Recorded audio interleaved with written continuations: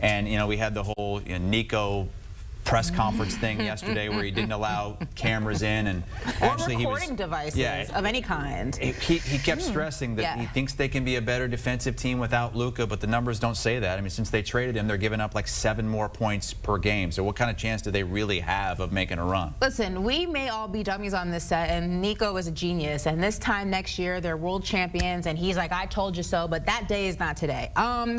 When you talk about the Kings and the Mavs specifically, throughout the regular season, the Kings have had success against the Dallas Mavericks, and that was before they traded for Luka, or before they traded Luka, rather. So I look at that team that has beaten a Mavericks team with Luka, with Kyrie, with a healthy supporting cast, and I say to myself, well, there's no possible way that they can't beat them without any of those pieces, and you just have to worry about Anthony Davis. And this is no knock to AD. I know people think that I come down too hard on him. I'm not saying that. He's been great down the stretch given his circumstances. He's just not enough.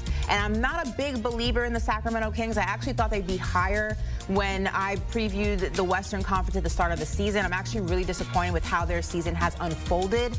But I just think that when you compare this team to the Dallas Mavericks, and when you look at how the Kings have matched up against the Mavericks, even when they had all of their pieces, for me, it's a no-brainer to go with the team that is the more complete team, the healthier team, going against a team that is not.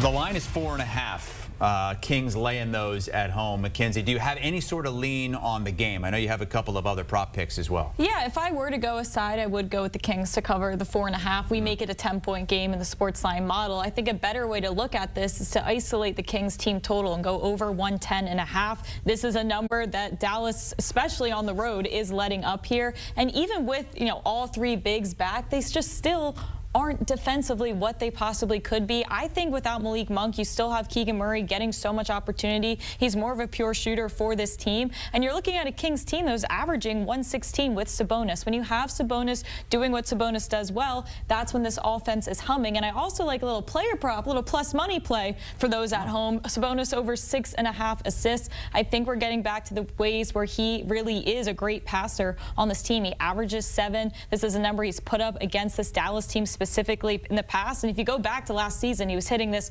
70% of the time. So odds makers don't necessarily know what to do with him right now because he's been so in and out with injury and still getting acclimated to the trade and the adjustments. But I think this is when we see him go back to his typical ways, putting up 7, 8, 9 assists. And you said Sportsline likes the Kings by 10 in this game? Yeah. Wow. Listen, the Kings, like, their 3-point offense is phenomenal right now. And then you have Dallas on the road who allow 39% 3-point shooting. So we have them projected for 41% 3-point shooting, which is the massive, massive edge here. And even have them with the rebounding advantage as well, because I know we're all high on, we have Gafford and Lively and AD.